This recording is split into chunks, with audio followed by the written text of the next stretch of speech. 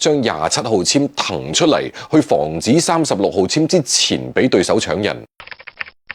楊漢森即將參加選秀，從舊年11月有機構預測佢會喺56位俾勇士揀中，到甚至有預測啦可以進入到第一輪。傳出嚟感興趣嘅球隊包括有黃蜂、雷霆、太陽、速龍，仲有籃網。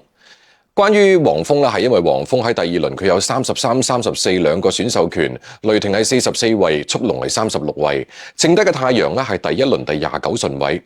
布加身邊需要有即戰力，培養時間太長嘅非拼圖球員咧唔會擺喺第一位。咁而就喺選秀日嘅前一日，賽爾特人同鷹隊、籃網達成咗一筆三方交易，賽爾特人要擺脫保津基斯，降低薪金空間。舊年抽到狀元嘅鷹隊想要中鋒，籃網想要選秀權。呢個交易咧，籃網攞到泰倫斯文恩之外，仲有一個22號籤。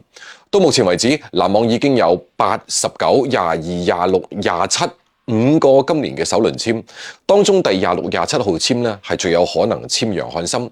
亦就係到目前為止嘅最高順位。22號籤交易過嚟，似乎就係為咗唔影響喺原計劃之下，將27號籤騰出嚟，去防止36號籤之前俾對手搶人。太陽同籃網之所以係被認為對楊漢森有意思，都係因為今年10月兩支球隊會喺澳門打中國賽。兩隊舊年嘅成績都唔好，籃網裁咗崔永熙，太陽交易咗杜蘭特，而比賽票價最低18000，最高去到22萬，並唔低。咁當然球隊經營佢唔會淨係考慮一次半次季前賽，只不過季前賽就暗示住有一個市場，唔少球隊本身就瞄準住東大市場。